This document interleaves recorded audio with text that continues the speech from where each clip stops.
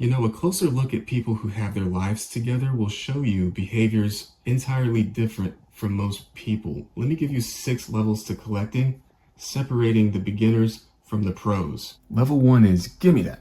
Just give me it. Let me get them all. You'll buy it all, no matter how much it costs, and you don't really think things through. I mean, everything. It's out of control, and it can't wait. Level 2 is chasing the hype. What's trending right now? Despite those goods being mass-produced, there's still this fear of missing out as if it's a limited edition. So my idea of limited is in the ballpark of 1,000 pieces or less. But anyway, just like level 1, it just can't wait. Level 3 is where you're looking for something specific, and that includes actual chase pieces or collectibles of any kind. Maybe you'd like certain features. Okay, do the moving parts interest you? Are you looking for real riders? What about that one-of-a-kind Spectra Flame paint? Whatever it is, once again, it just can't wait, and there's a burning desire for it. Okay, you're up for the challenge. If it's harder to get, treasure hunting. Can you get it? So you can now stop watching, okay? We've established how it starts, and when exactly you realize, oh, I think I'm locked in. This is what collectors do. Upon reaching these next 3, you may find yourself so selective, other people won't get it. Level 4 is where you start asking how much. You're in search of value. For what you're getting, is it reasonably priced? That's all well and good, but there's something else. At the core of this level is taking control of every last dollar and where it's going before it goes anywhere. And you'll ask yourself, how much debt do you owe versus how much you have in savings? If debt is winning, I hate to say it, but until you've done something about that debt and you get your savings up, you're as good as broke. And broke is no way to be out collecting. Now, how do you suppose I would know that? It takes one to know one. I bring all this up because this should matter as if your life depends on it, because, well, it does. And I'd say your future as a collector is pretty involved. Okay, without a plan for what you've got, you're gonna lose.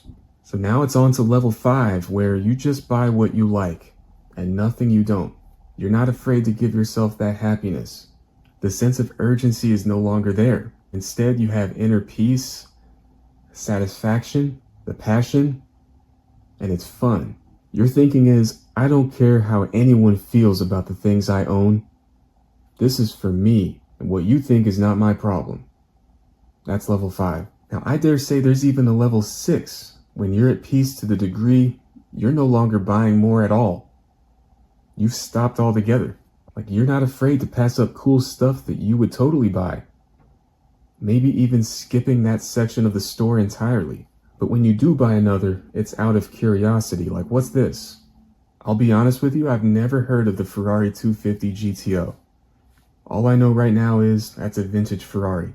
So you pick it up out of curiosity, and you look forward to learning more. And regarding any of these 6 levels, anyone can do it. And nowhere on here will you find shoplifting though.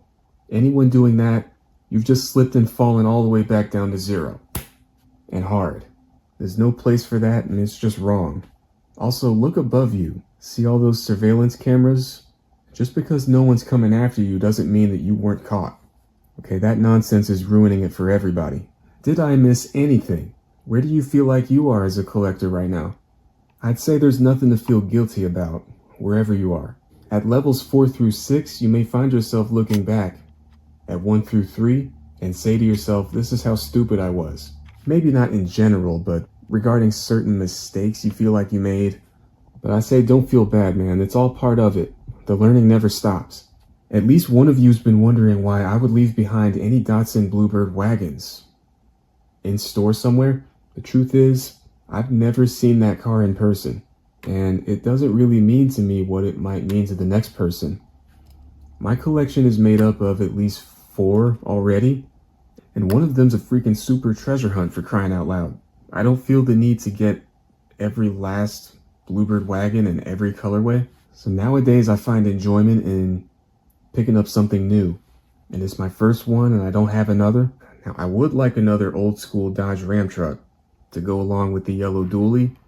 I want to leave it there. Do share your thoughts down below. So whether this is your first video or you've been watching the entire time, I'm grateful for every single one of you, and I'll be back with another one, keeping it rolling.